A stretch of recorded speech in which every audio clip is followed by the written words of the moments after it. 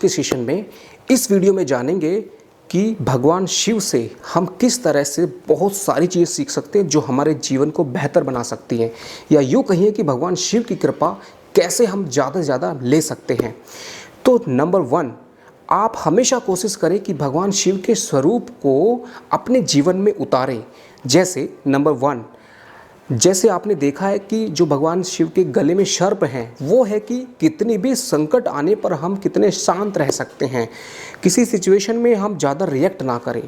कभी भी प्रॉब्लम आने का कारण होता है कि जब कोई इंसान हमारे सामने कुछ करता है और हमसे रिएक्ट कर देते हैं तो प्रॉब्लम बढ़ जाती है। हमेशा कोशिश करें कि मन पर कंट्रोल रखें, क्योंकि दोनों आंखें शिव की हमेशा थोड़ी बंद रहती हैं, हल्की सी खुली रहती है, और ये त्रिकालदर्शी त्रिनेत्र है, थर्ड आई है, जो आज्ञा चक्र का कारक है, ये हमारे मन की शक्ति का कारक है।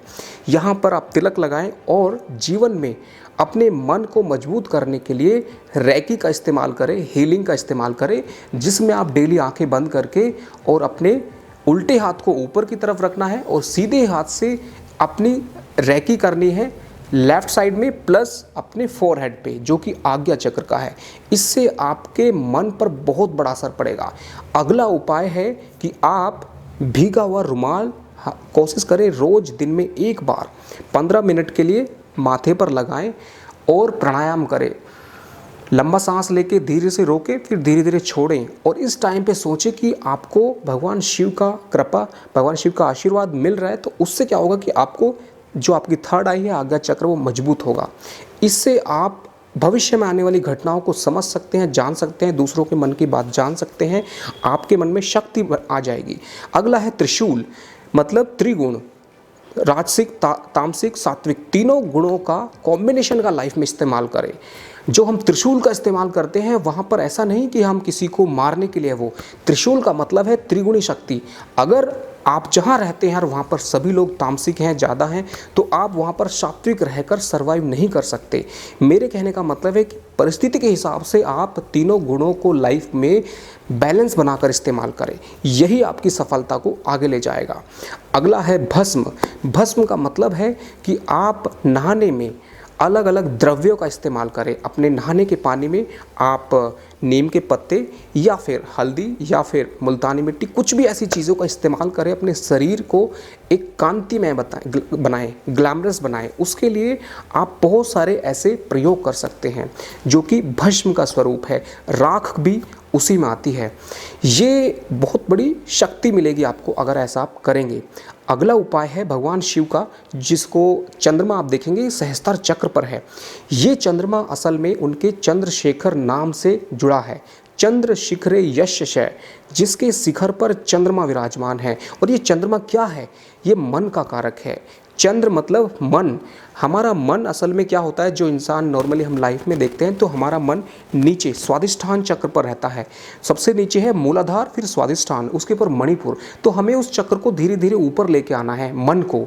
यानी कि हमें जीवन में क्रिएटिव बनना है तो मणिपुर चक्र एक्टिव होगा। अनाहत चक्र पर हम दूसरों का बुरा नहीं मानते, अनाहत। और विशुद्धि चक्र यानी गले में हम शब्दों की ताकत, यानी स्पीच थेरेपी, हम ज़्यादा बोलने की प्रैक्टिस करें, एक्सप्रेशन अच्छा करेंगे तो हमारा गले की ताकत बढ़ेगी। आप सारे गामा का प्रैक्टिस कर सकते हैं। उसके बाद आता है थर्ड आई की एक्टिवेशन। इसके लिए मैंने रैकी बताया और रुमाल का प्रयोग बताया और त्राटक। आप एक पेंसिल लेके या फिर एक दीवार पर, जितनी आपकी हाइट है उतनी दूरी पर आप दीवार पर एक पॉइंट रखें अपनी आँख की सीध में, और उस पॉइंट को आपको देखना है लगातार और उसको प्रैक्टिस करना है। आपकी आंखें बंद नहीं होंगी, खुली रहेंगी, और आपकी आंखों में पानी जब आने लगे तो समझ जाइए कि आपका त्राटक सफल हो रहा है। इससे आपकी मेमोरी बढ़ेगी, कंसंट्रेशन बढ़ेगा, आपकी थर्ड आई का एक्टिवेशन होगा, बहुत सारे फायदे होंगे। तो भगवान शिव से हम भक्ति के साथ साथ भगवान शिव के सारे गुणों से सीखें। वो दुनिया की चकाचौंध से दूर पर्वत पर रहते हैं, कैलाश पर रहते हैं। इसका मतलब भी है कि आप जीवन में चकाचौंध में रहते हुए भी अपने आप को सरल रखिए। जीवन में आप उसमें खो मत जाइए, चकाचौंध में उसके अंदर रहते हुए भी अपने मन को उससे डिटैच रखिए। मतलब उसके अंदर इतने नहीं खोना है, आपको एक एस्थेटिक फीलिंग लेके आनी है।